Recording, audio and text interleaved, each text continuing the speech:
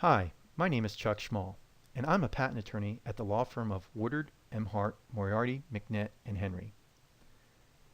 This presentation is an excerpt from a longer live presentation about the American Invents Act, commonly known as the AIA. This particular section generally concerns the procedures and practices for perfecting foreign priority claims for U.S. patent applications under the AIA.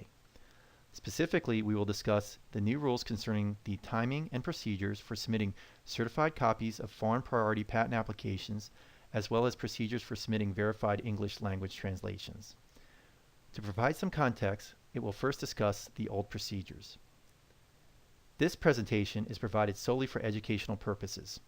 Hopefully, it will provide you some practical guidance on how to navigate the new procedures and rules under the AIA. However, since these rules are still rather new, we had to make some educated guesses as to how the Patent Office will interpret them. So there is a possibility that the Patent Office will interpret them differently than presented. If you have a specific question about this topic or other patent-related topics, please consult with an experienced patent attorney or agent. Okay, got through all that stuff. Now we're going to talk about the new stuff. This is hopefully be a lot easier and hopefully more understandable. But it is a significant change. And again, more docket dates. So let's talk about foreign priority documents. So you have a foreign application. So you have a foreign associate wanting us to nationalize either like a European case in here or a PCT case in the U.S. or something like that, right? Let's use the European example. What you'd have to do is submit a certified copy of that foreign priority document before the patent issue, right? If you filed it after you paid the issue fee, what would happen then is technically the Patent Office would remove that priority claim from the application or from the patent when it issued. So it wouldn't have that foreign priority claim. You'd have to file it along with fees and stuff like that. Submit your foreign certified copy, and then when the patent issued, you had to do a certificate of correction to add that priority claim back in there. Does that make sense?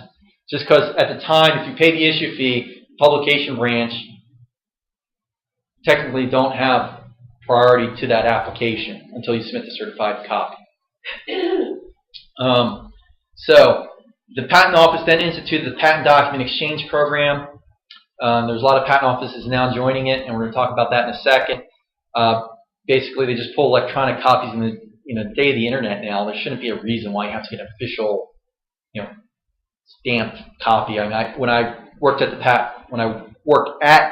at the patent office, I had to get certified copies of U.S. applications because I was lowest man on the totem pole. So they send me over there and walk over and get the rivet put into it and stamped and all that stuff. It was really mind-numbing.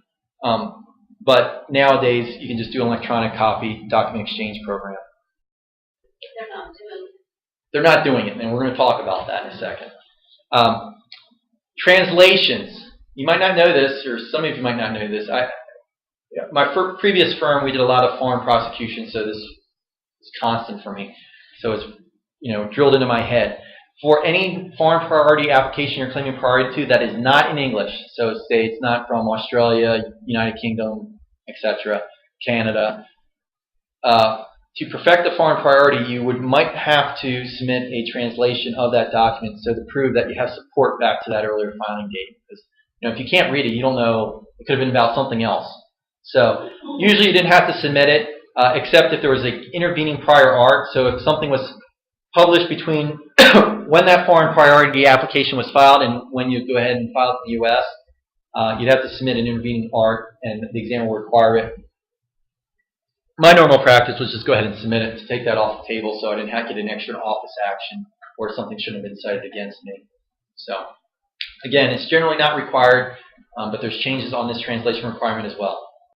Up here, the how to submit a certificate of correction if you pay after the payment of the fee.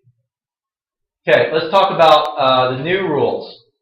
You have to now submit a certified foreign priority document within 4 months of the actual filing date of your U.S. application or 16 months of the earliest priority date. Sounds familiar? Again, they want to have the priority on the published application now, and so they want that certified foreign priority document in the file within 4 months of filing. All right? Now, they do have some exceptions on this, and we're going to talk about that in a second. for the sake of discussion, I'm just going to use the 4-month because the 16-month always varies. So we're just going to talk in terms of 4 months, and that's what we're going to be docketing on a foreign priority claim. All right. So in this example, you file an application claiming priority to a foreign application. You have to 4 months. You have to file a certified copy of the foreign priority document. All right. So we don't have that long time until they issue fee payment or until the patent issues. You have 4 months. Now that sounds pretty hard and draconian, so they made some exceptions. Exception 1: you don't need to submit the foreign priority document if it's a patent document exchange participating patent office. Those include Europe, Japan, Korea, and WIPO in certain situations. So PCTs in certain situations, and we'll talk about that in a second. If you go ahead, and what normally happens is if you have foreign priority on your application data sheet and as a participating country, the patent office is automatically going to go ahead and try to pull it for you. You don't know when or where, and a lot of times now they don't pull it. There's a couple of issues that happen. One, the foreign associate doesn't make it electronically available to us, so when they try to pull it, they can't pull it. 2, patent office falls asleep, or for example, the European patent office falls asleep and doesn't pull it down. So you want to check this when you get a notice of allowance to make sure that they got the foreign priority document pulled down.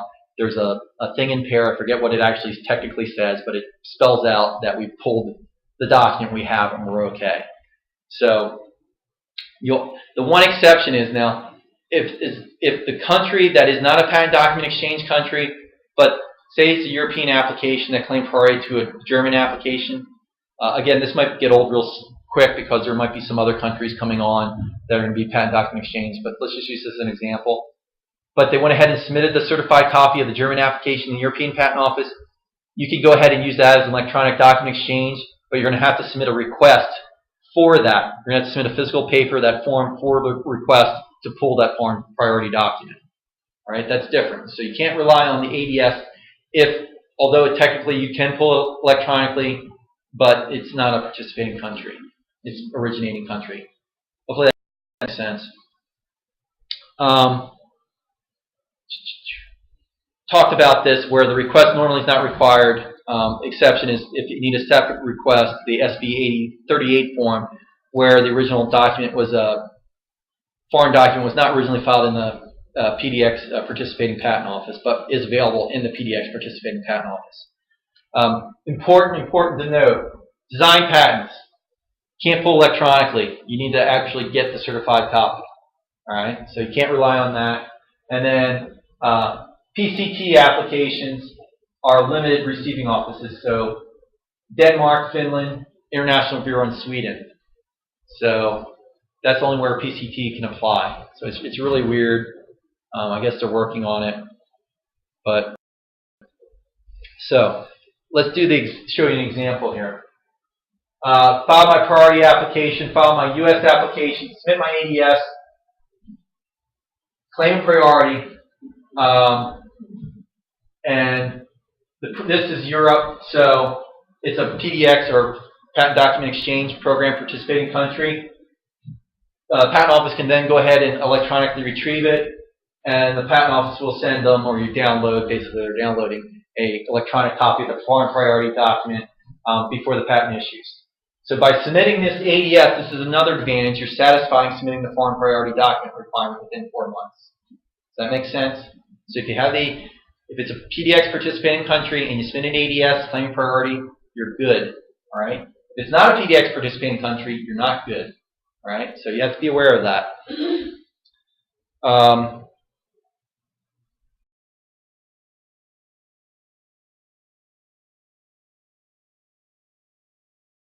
Let's do another example. This is what normally happens. The patent office either falls asleep or the EPO falls asleep on us, and this happens quite often. I have it a lot of my foreign cases that doesn't get exchanged. So then you scramble and try to get a foreign priority document as soon as possible. You satisfy the request by submitting the ADS, and it was a PDX participating country. However, it was never downloaded by the patent office. They never were able to retrieve it. What do you do? Well, what you have to do is go ahead and get the certified copy. So we have to order the certified copy of that foreign priority document and file it. So you don't want to wait too long to figure that out. So, you should probably check at office actions or no later than the notice of allowance, because you're going to be really pushing at the notice of allowance trying to get a certified copy that quickly. So do it. Try to take care of it as soon as possible.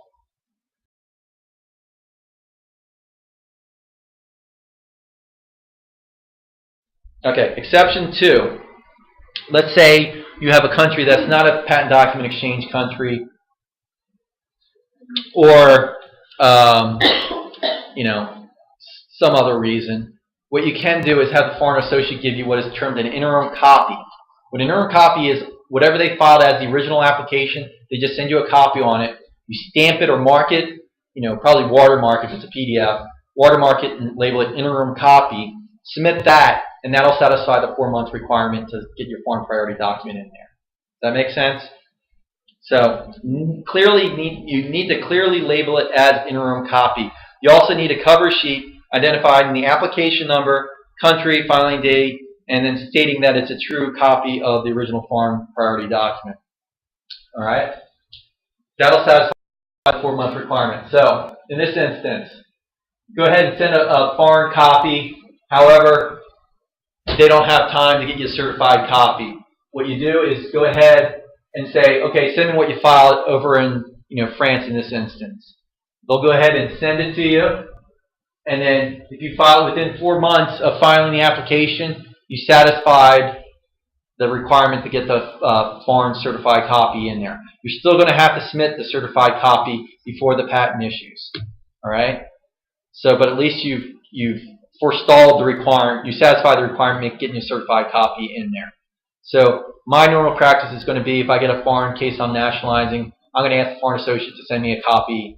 As soon as I get the order letter to go ahead and foreign file, I'm going to say, please send me an interim copy of whatever you filed, so I can file that and satisfy it, so I don't have to think. Yes? Sometimes on the PCP database, those are available as a priority document. You just use it from there. You're still going to have to label an interim copy. Yeah, you can pull that down there. That's a good point. But you also want to make the client aware that you still need a certified copy, because if it's not a PDX, it's not one of the other exceptions.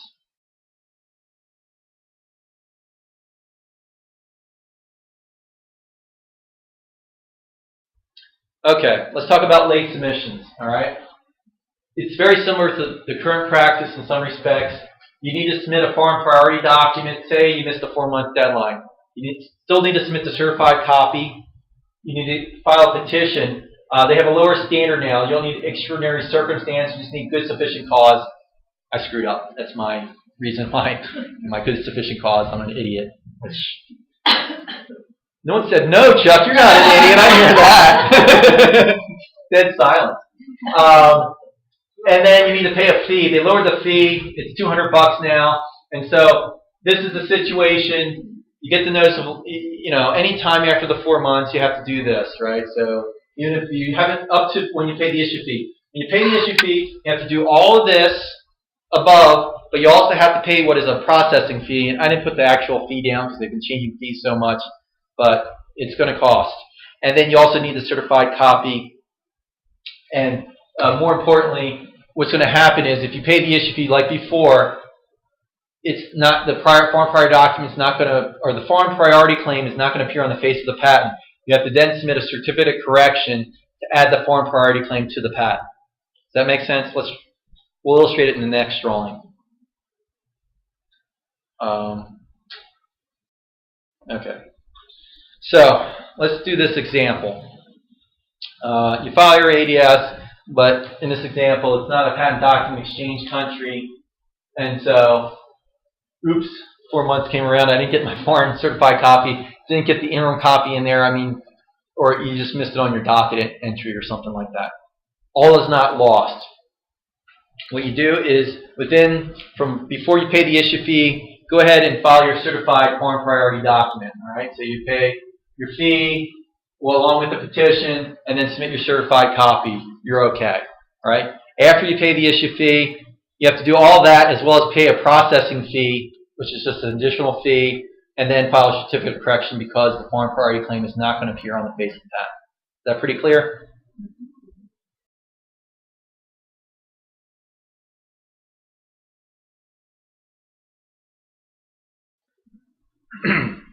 Okay, let's talk about foreign priority documents that are not in English.